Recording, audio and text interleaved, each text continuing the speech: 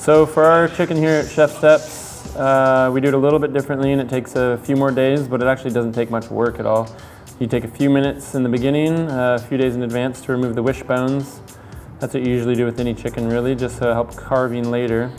Pop those out. Thing you want to do after that is bend the wings behind the back, and that actually stretches out the breast quite a bit and smooths up the skin.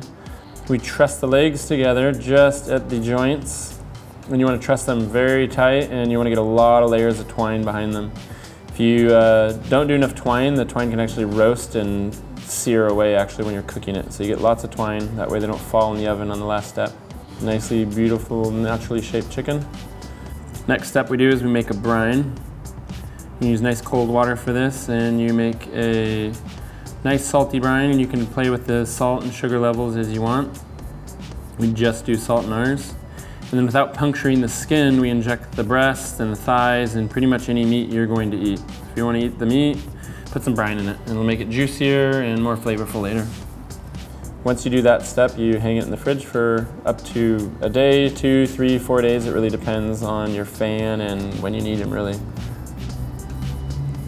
One thing we do a little bit differently is cook them in 2 stages. So they go right from the fridge to the oven, really, really low temp cooking. Low as you can go. Commercial ovens go a little bit lower. Home ovens go about 170 Fahrenheit.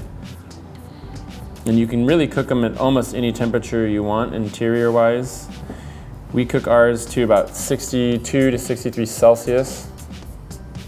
That's 144, 146 degrees Fahrenheit. Once we're at that temperature, we take them out and turn the oven all the way up.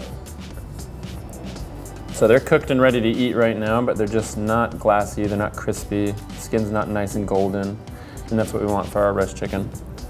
Whenever you're ready to eat them, you want to pop them back in the oven just for a few minutes. You crank the oven up, make sure it's preheated, hot as you can go, and you're going to sear them for just about 7 minutes. If you're in a home oven, again, you're probably going to go a little bit longer, maybe 10 minutes or so. And yes, it does make a good amount of smoke, so just be ready for that. Once they're seared, we let them hang for just a few minutes. That's to just let it cool just enough so we can handle it, because the surface of that chicken is very, very, very hot. Here I'm just showing you how crispy it is, but I wouldn't normally break up the skin like that. Just start carving away and serve it. You can see how easy it comes off the carcass, how juicy the breast is, how crispy the skin is.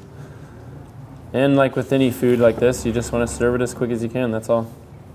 It's got juicy, juicy, juicy, flavorful meat and glassy skin. Because it's like